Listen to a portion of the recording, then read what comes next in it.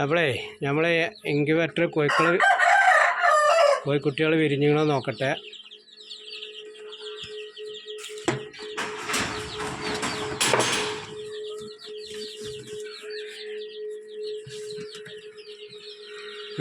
വിരിഞ്ഞേക്കണ്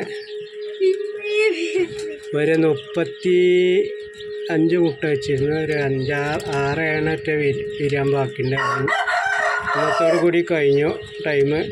വൈറ്റുകളെ ഇതിൽ നിന്ന് മാറ്റണം.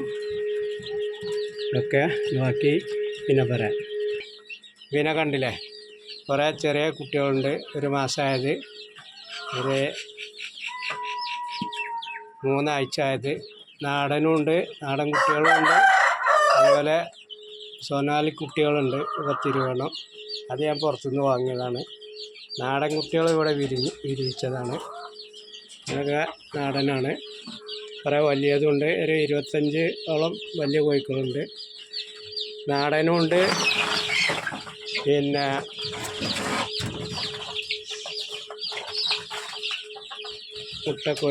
മുട്ടക്കോഴിക്കളല്ല, എന്താ പറയുക, BB3 കോഴിക്കൾ അതുണ്ട്. എന്താ ഇവനാണ് വലിയ പൂവൻ. രണ്ടാമത്തത് അത് പേടിച്ച് കയറിയിരിക്കുകയാണ്. ഇതാ മൂന്നാമത്തവൻ. ബാക്കി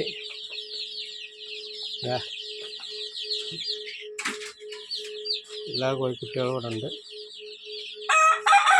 പിന്നെ ഇനിയിപ്പോൾ ഇതിലേക്ക് വേണ്ട കോഴിക്കുട്ടികൾ കരിങ്കോഴിയാണ്. കരിങ്കോഴി ആരെടുത്തുണ്ടെന്ന് അറിയിക്കണേ. പിന്നെ അവർ നാടൻ കോഴി ഉണ്ട് അവിടെ അടയിരിക്കണ്. ഒരു 19-21 മുട്ട കൊണ്ട് വെച്ചിരിക്കണം. അങ്ങനെയൊക്കെയാണ് വിശേഷം. അപ്പോൾ ആരെത്തേലും കൊടുക്കാനുണ്ടെങ്കിൽ ഒന്ന് അറിയിക്കണം കരിങ്കോഴി. അപ്പോൾ അഭിപ്രായങ്ങളൊക്കെ ഒന്ന് പറയാം. ഉണ്ടല്ലോടാ,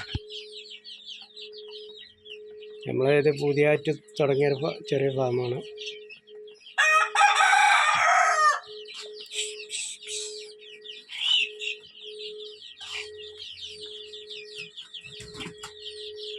മുഷക്കലായിട്ടെല്ലാം ഉണ്ട്.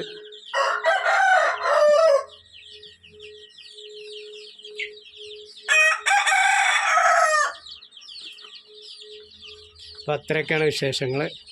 അപ്പോൾ എല്ലാവരും കാണുക, അഭിപ്രായം പറയുക, കമൻറ്റ്, ഷെയർ,